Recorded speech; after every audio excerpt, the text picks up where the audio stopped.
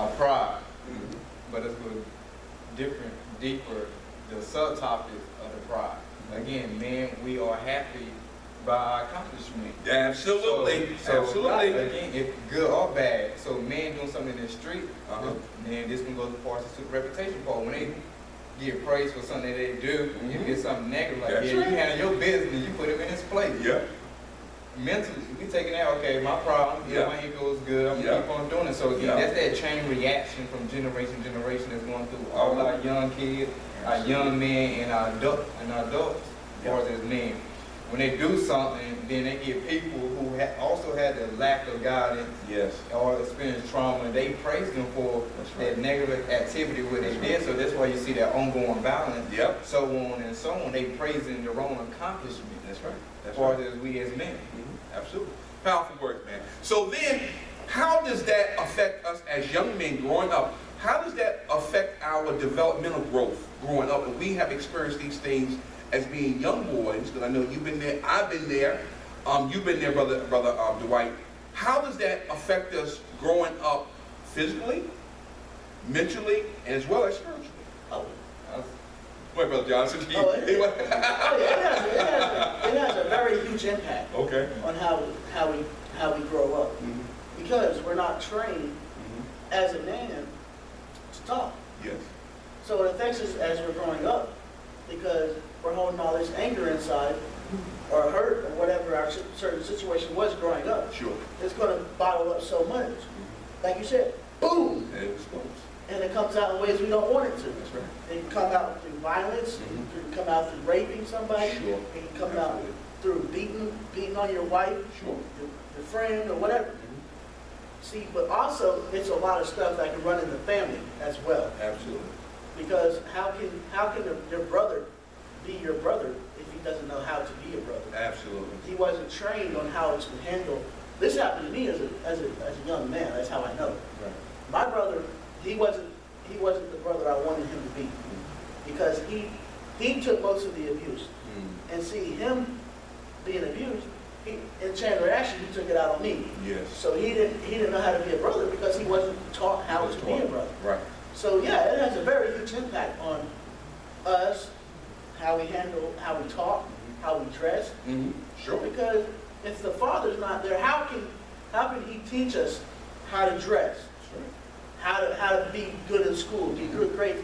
He can't, because the father may not be there. And the mother, she cannot teach us, like I said, masculinity. She cannot teach us. Yeah, she's equipped as a mother, as you said, to nurture. But she's not to teach. That's right. Powerful words. Strong points that Josh brought up, and I just want to elaborate and echo his main ideas, what he's talking about. Again, when we grow up as males and we experience trauma events, say a father is not there, and say that young boy has sisters or other brothers, it goes back to the old saying, the blind leading the blind. So when young boys have not been taught what it is to be a male, his brother gonna follow the same footsteps. Then his sister gonna think that that's the only type of dude that she should date. Is the type of person that her brother is, because again, that's all she sees. It goes back to also our environment. So when we grow up, we don't want to move forward because our environment says this, and it goes back to what we talked about last week about that box. So we limit ourselves and we stay in this box. That's what we are. And that box is our environment. That's our what society say what we is and who we should be as men, instead of trying to be an entrepreneur and go out, think outside the box and move forward who you are as a person or as a male. You got to you got to think outside the box, like Brother Dwight just said. You got to remove yourself from a certain situation.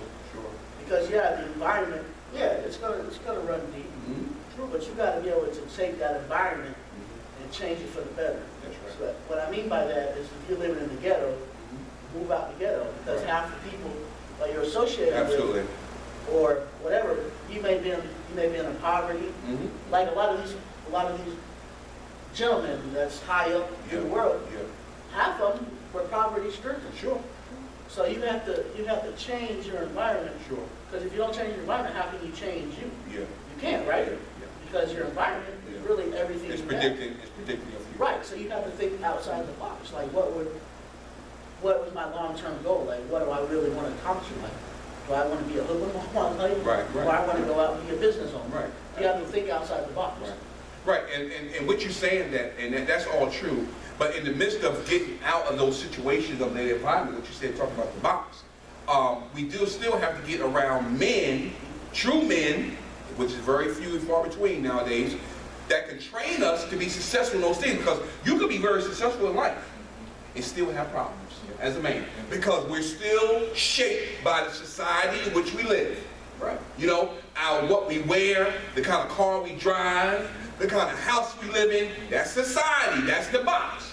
But when we go through our events and our problems, we're just like any other, they're just like any other man, right or wrong. Right. Because they have not been taught how to relate as a man. So that brings the next question, acting out versus acting in. What do?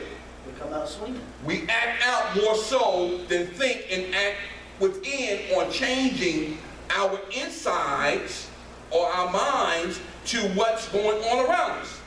I just want to elaborate a little bit more as far as that acting out and the acting in. And I say that's symbolic. And again, society plays an impact in our downfall as men. I say that because society judges on the outward appearance. Yes, it does. And again, go back to that box.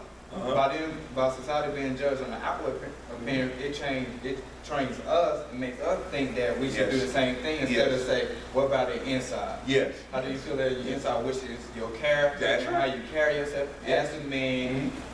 Again, it goes back to how you walk, how you talk, and with brothers I said, how you dress, and how you communicate with people and things like that, and how you adapt overcome your problems. You have to think outside that box, and all these talk that we're talking about, again, fits into that box of society. That's right. Put us in as men, and they've been doing this for generations, generations. So, do you think that's the leaders that went before, like Martin Luther King, Indians, and Rosa Parks? They all fought against it again. Society got this box, and they put everything in, and they wanted to live by this box. That's right. Martin Luther King went out the box. He fought for the equality of men. Rosa Parks went outside the box and desegregated buses. That's right. Malcolm X combined different races of Islam together, different colors. He did this, and he was the president of the NAACP. They all thought outside the box because they didn't want to live in the box where society say we should as men. That's right. And we need to do that. And when we go outside the box, you can see that we as men can do great things and make a powerful movement, such as the great leaders that went before us. That's right. Again, Barack Obama. He went through school. He didn't grow up rich. That's right. He didn't. But again, he thought outside the box. He went outside the box and took a risk as far as himself as being a black man to go into a dominant white man's world because he wanted to make change. That's right. He knew he made a sacrifice. He made a risk. And in life, we as men, we have to make a sacrifice. That's right. To get out of this box and fight against society to say who we as men and impact again that we can make in our homes. That's right. Our jobs, That's right. in our community. That's right. That's what we're talking about. Very, very powerful words, Brother Dwight. I think you really hit on the head. But I just want to say something. As a man, we need to learn how to love one another. If we don't love ourselves, and we don't know how to help ourselves, how can we help somebody else get through their problems? We can't, because you don't have it within you. So, like Brother Dwight said, we had all these great leaders and stuff. They had to think outside the box.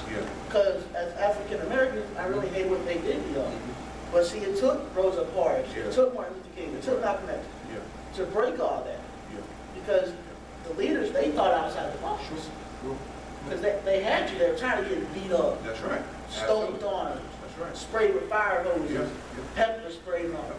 They thought outside the box because they wanted a better community. Absolutely. But see, it took the white man to understand that everybody's equal, whether you're black, white, green, red, yellow.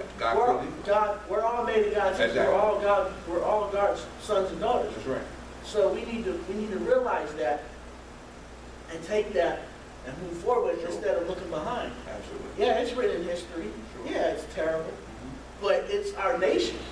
that is Africa, Europe. They're all going through racism. Sure. So you need to think outside the box. Absolutely. And stop hating on another man. That's your brother in God's eyes. Yeah. So why you hating on somebody else that God made for you? Absolutely. I just want to leave on that particular topic, we as men, how it affects us growing up physically, mentally, or emotionally, or professionally, or personally. It all go back to the old saying, how can a house stand if it's divided? That's right. So that goes back to our nation as well, also too. If we as men committing crimes against each other and committing crimes, we're not gonna see our nation moving forward. Absolutely. And I say that again by us being experiencing trauma event, we as men not being trained. Yes. And even though we have officials that's in leadership position, that's on the federal level, that's running the White House, what about all those men who did not get taught what it is to be a man or any trauma or event that they experience? Again, it goes back to what you said. Just because they're in that position, I'm sure they have issues too. If they have not talked about it, That's right. or went through some type of program to get help, they still dealing with that issues, and they making passing laws and things like that with those issues inside them. That's How right. you know that those decisions that they making are not off emotion or what they went through? That's right. Absolutely. So again, Absolutely. I think the men who are in leadership positions Yes. that's leading this nation should carefully analyze Yes. their inability or inner trauma event that they have. Because again, they can make false proposals. That's right. Absolutely. Of emotion, That's and that right. chain of reaction Absolutely. can lead on for the statewide, That's locally, right. Absolutely. or things like that, and it could affect the whole nation That's right. as men as well. Absolutely. Powerful words. Just want to give you a few statistics briefly, and then we're going to move on to our next thing that we want to talk about this evening. Boys in mid-teens are more likely to be victimized. Why is that?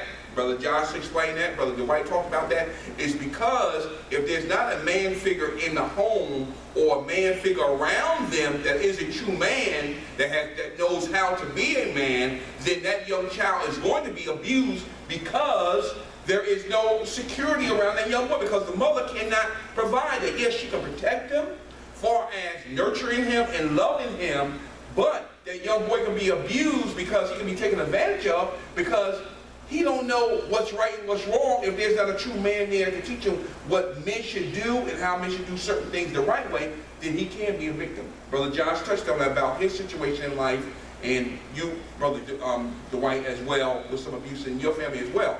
So those things, young boys are more apt to have sexual abuse when they're younger and experiencing trauma in their younger lives, because if they don't have a father figure around there to protect them and to train them the right way, yes, boys are more apt to be victimized by somebody, and 9 times 10, usually somebody in their family. A family member that abuses a young boy. Now, it's not only girls that get abused, young boys, even now in the last 15 to 20 years, more boys are getting victimized and being sodomized in their home by people that they know, because they are not being protected and being trained the right way in the right family. And that's because we have single parent homes, and a lot of that is because, there we go again, there's that box again. We are shaping that box, and it's all right, but that young boy will carry that trauma all his life, and then he'll turn around and he'll become the abuser as he gets older. That's what happens. All right. 1 out of 10 males are victim of trauma. We just talked about it. Why is that? The reason why we talk about how young boys are not having a protection around them, have not been trained or don't have been in their lives to protect them and to show them how to grow up and be a man, and the things that they're, and it's basically what Brother Dwight said about the environment which we're in. They see young boys standing in the corner, pants halfway down, listen to the gangster rap music, all that stuff that they see, they get being put in the boxes the way you should wear your clothes, just the way you should wear your hair, this is the type of music you should wear. Listen to. All that stuff is shaping that young boy to be in a certain box.